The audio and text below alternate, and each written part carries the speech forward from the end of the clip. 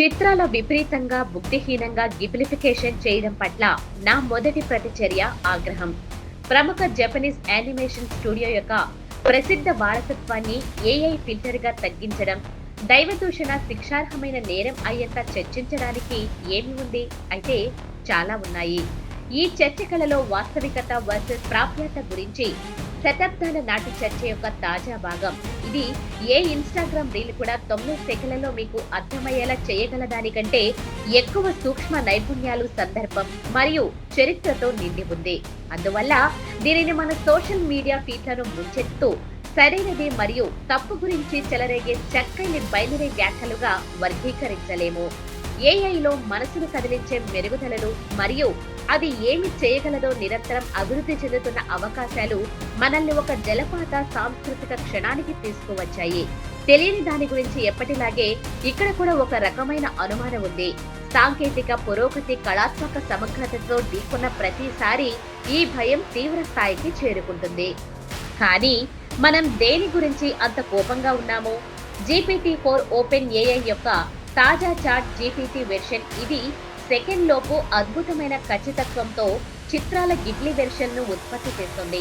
దాని మోడళ్లకు అది చెల్లించని డేటా సెట్లపై శిక్షణ ఇవ్వడం ద్వారా లాభాలను ఆర్జిస్తుందా? ఇది నైతికంగా సందేహాస్పదమైనది, కానీ ఇది ఖచ్చితంగా కాపీరైట్ కాదు. ఇక్కడ నిజంగా హాస్యాస్పదమైన విషయం ఏమిటంటే, ఈ ట్రెండ్ పై దూసుకుపోతున్న భారీ హిందీ ఫిలిం స్టూడియోల ఇన్స్టాగ్రామ్ ఖాతాలు మరియు వారి సినిమా పోస్టర్ల గిబ్లీ వెర్షన్ పై మరియు ప్రసిద్ధ దృశ్యాలపై వారి వాటర్ మార్క్ ను ఉపయోగించడం చాలా వ్యంగ్యం. ఇక్కడ గమనించదగ్గ విషయం ఏమిటంటే, మియాజాకి సౌందర్యంలో ఎన్ని చిత్రాలు తిరిగి ఊహించుకున్నా ఎవరు GPT-4 ని కళాకారుడిగా పిలవరు.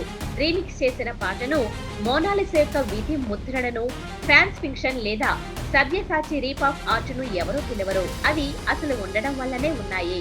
అవి లేత ఆత్మలేని అనుకరణలు. అవి అసలు దాని కొవ్వొత్తుని పట్టుకోలేవు.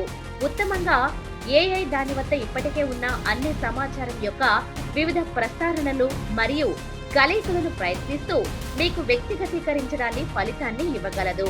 అన్ని కొత్త పరిణామాలను సంబంధం లేకుండా ఇది ఇప్పటికీ మానవ ప్రాధాన్యత లేదా జోక్యం లేకుండా పనిచేయదు. ఏ కళకైనా అదుపు లేకుండా విస్తరించడం అనేది దాని ప్రజాదరణను నిర్ధారించడానికి కాలం పరీక్షించిన కొలమానం. ఆస్కార్ వైల్డ్ చెప్పిన మాటలు, అనుకరణ అనేది సామాన్యులు గొప్పతనానికి చెల్లించగల అత్యంత నిజాయితీ గల ముఖస్తుతి రూపం. ఒక దయానీయమైన సత్యంగా మారడం ఏమీ కాదు. గిబ్లీ ట్రెండ్ ప్రపంచవ్యాప్తంగా లెక్కలేనన్ని మందిని హయో మియాజాకి రచనలకు పరిచయం చేసింది.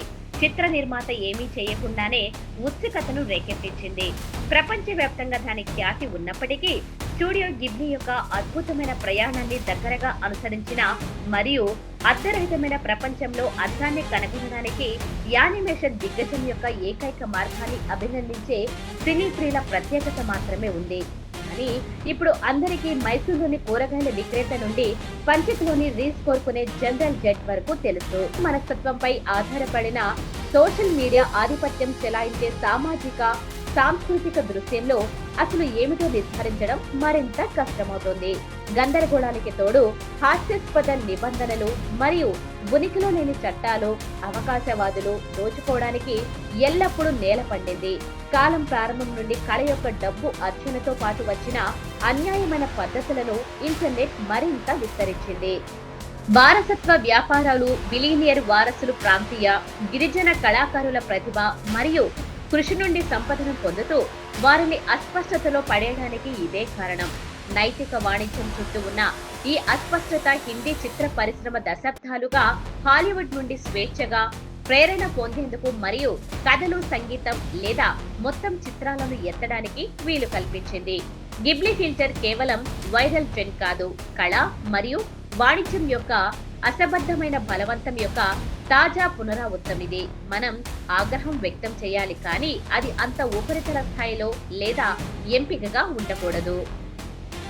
నేను 2 సంవత్సరాల క్రితం వర్తమాన ఏఐ కళాకారుడు గోకుల్ పిల్లైతో మాట్లాడాను. అప్పటి నుండి విషయాలు ఎలా బయటపడ్డాయో పరిశీలిస్తే అతను అప్పుడు చెప్పినది ఇప్పుడు దూరదృష్టితో అనిపిస్తోంది. అతను నాతో ఇలా అన్నాడు: ఖచ్చితంగా నాటకీయ మార్పులు ఉంటాయి. ప్రజలు ఏఐ యొక్క శక్తిని గ్రహించడం ప్రారంభించారు. సాంప్రదాయ కళాకారులు మరియు ఫోటోగ్రాఫర్లు కూడా దానిని ఉపయోగించడం ప్రారంభించారు. వారిలో చాలా మంది దీనిని వ్యతిరేకించారు, కానీ ఇప్పుడు ఏఐని ఉపయోగిస్తున్నారు. ఎందుకంటే అది ముందుకు సాగడానికి ఏకైక మార్గం అని వారు అర్థం చేస్తున్నారు. ప్రతి ఒక్కరూ కొత్త టెక్నాలజీని ఉపయోగిస్తుంటే మీరు ఎక్కువ కాలం వదిలేయబడకూడదనుకుంటున్నారు. ఏమి జరుగుతుందో మీకు తెలియకపోతే లేదా మార్చడానికి ఇష్టపడకపోతే మీరు సమయాన్ని కోల్పోతున్నారు. ప్రతి ఒక్కరూ కనీసం ఏమి జరుగుతుందో తెలుసుకోవడానికి ప్రయత్నించాలి, లేకపోతే తేలుతూ ఉండడం కష్టమవుతుంది అని అతను ముగించాడు.